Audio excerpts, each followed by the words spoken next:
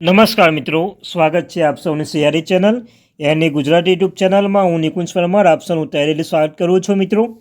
તો આજના વિડીયોમાં આપણે ચર્ચા કરવાની છે લાખો આંગણવાડી બહેનો માટે ખુશખબર આવી છે। એસસીડીસી રીતે કામ કરી બહેનો માટે, બાળ વિકાસ મહિલા બાળ વિકાસ કામ કરતી બહેનો માટે, હેલ્પર માટે ખૂબ જ સારા સમાચાર લઈને આવી છું। આશા આંગણવાડી કાર્યકર આઉટસોર્સિસ કરાર આધારિત અને મિત્રો તેના વિશે આપણે વિડીયોમાં વિગતે ચર્ચા કરીશું દૈનિક વેતન બાબતે।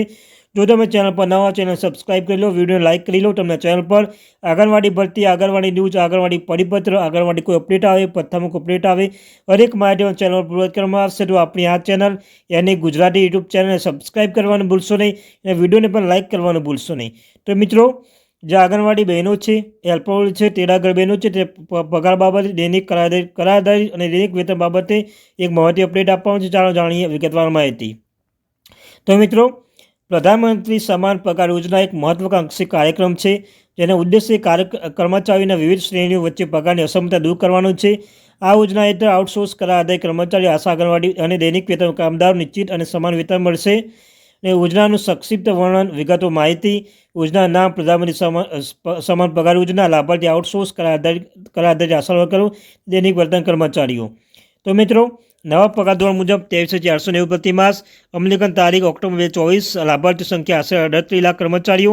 યોજનાના ઉદ્દેશ્ય આર્થિક સ્થિતિમાં સુધારો। તો મિત્રો, નાણાં મંત્રાલયના સમય વિભાગનું અમલીકરણ।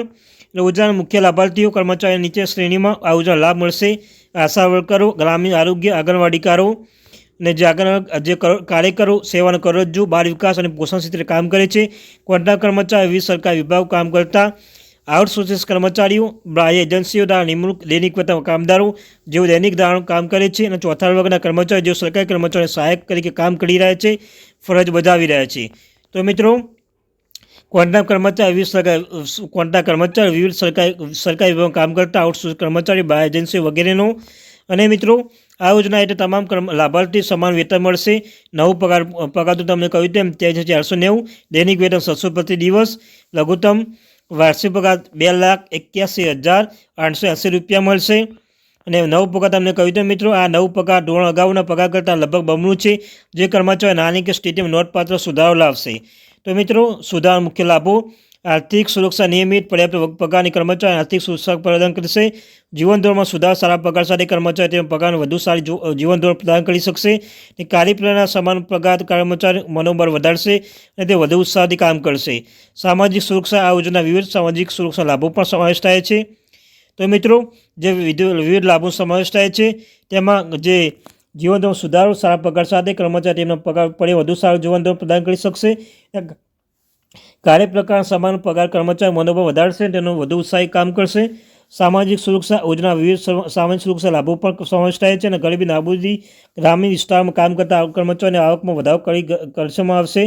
તો મિત્રો, કર્મચારીની ડેટાબેઝ, તમામ પાત્ર કર્મચારીની કેન્દ્રિત ડેટાબેઝ તૈયાર કરવામાં આવશે।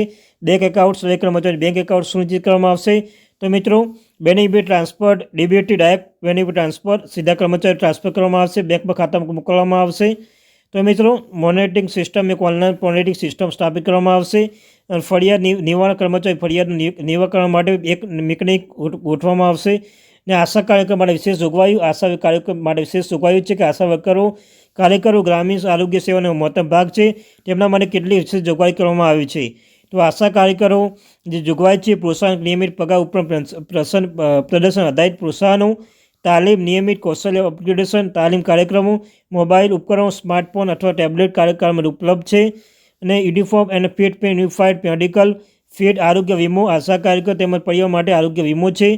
અને મિત્રો, આંગણવાડી કાર્યકર બાળ વિકાસ અને પોષણ ક્ષેત્રે મહત્વની ભૂમિકા ભજવશે, તે નીચે લાભો આપવામાં આવશે: નિયમિત પગાર દર મહિને 23,490 નિયમિત પગાર આપવામાં આવશે। 90 પછી પેન્શન સુવિધા પ્રસ્તુતિ કરવામાં આવશે।